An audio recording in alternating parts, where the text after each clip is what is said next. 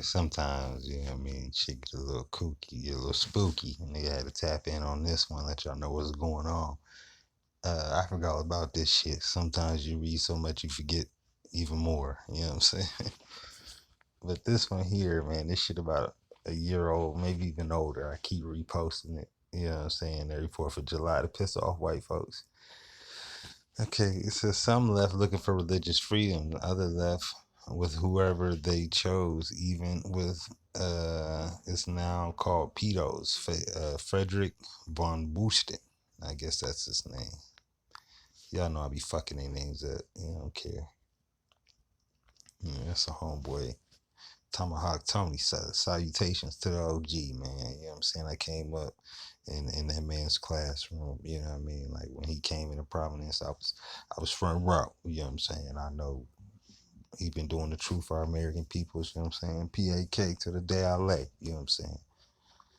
But as you see, we about to go over the the gay founding fathers. We have Alexander Hamilton.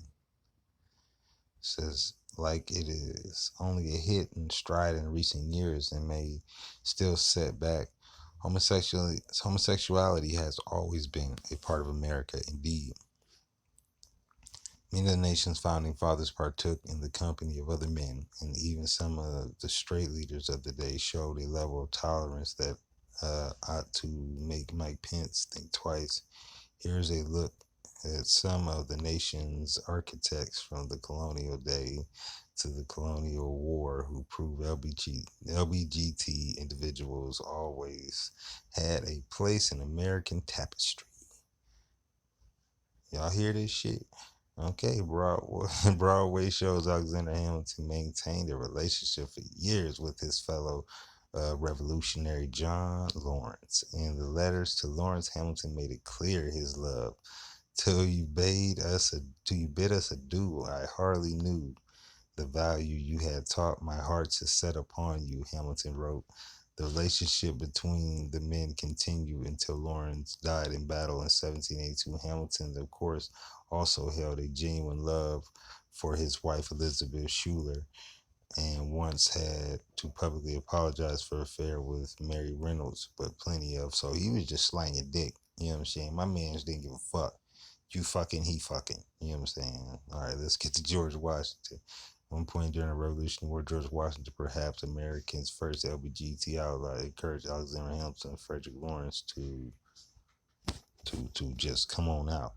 You know what I'm saying? Your favorite yesterday came into my hands in the late afternoon for reasons unnecessarily to mention. I mean to delay the actual appointment of the fourth aide de camp while longer, but if you will do me the honor and become a member of my family, you will make me a very happy but your company and assist in the lines as an extra aid, and I shall be glad to receive you in the capacity whatever it is convenient to you. For the polite expressions contained in the letter, respected myself, you will be pleasure to accept sincere thankful, sir. Sincere thanks of sir. You must your most OBT servant. I don't know what that means.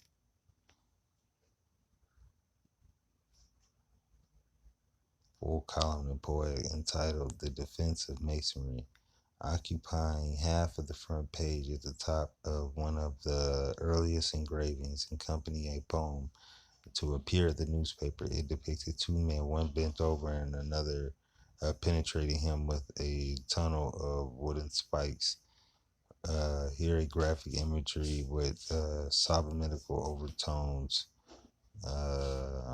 accompany stanzas containing phallic references and allusions to homoerotic group activity. Sodomy was still the capital crime in 18th century Massachusetts.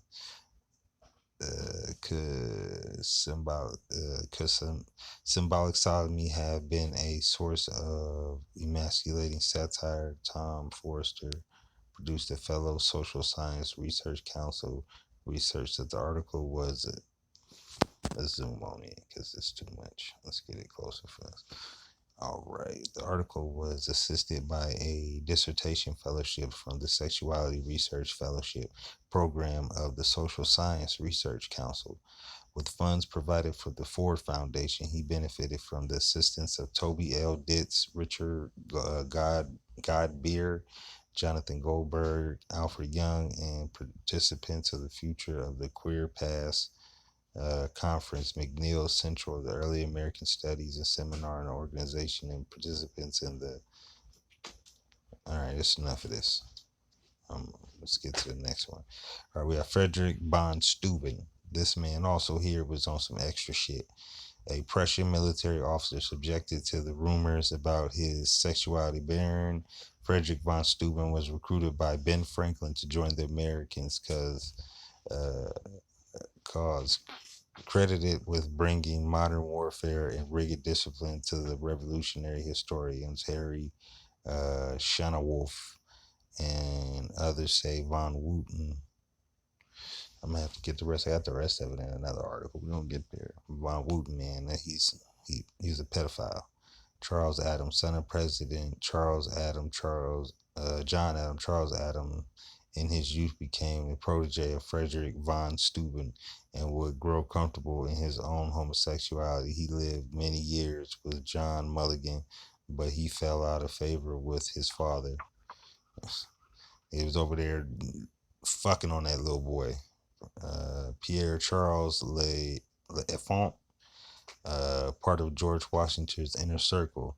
The Frenchman Pierre Charles L'Enfant would become the architect of the nation's capital in 1790 and documented in the. Yeah, we have to get the other article, man. I got more of it.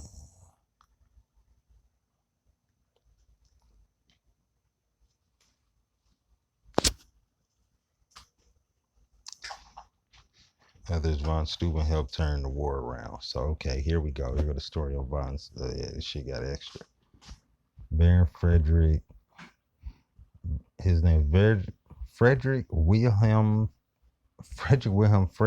Gerard Augustin von Steuben. Was this nigga named Frederick twice?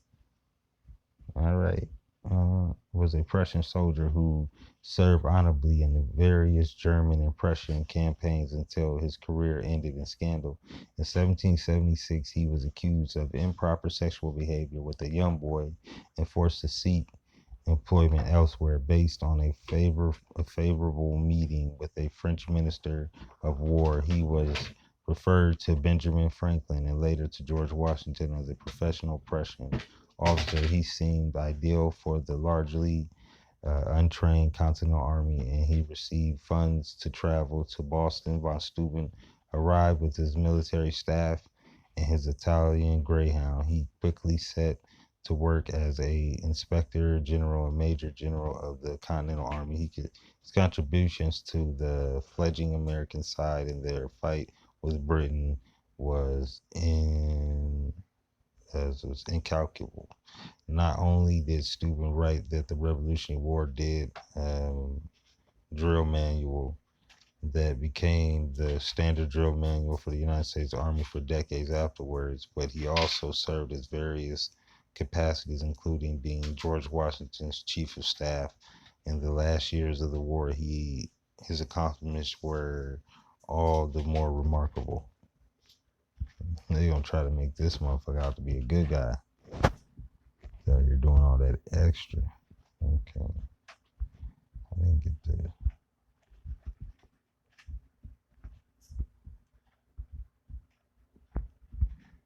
Shout out to Damon Taylor, man.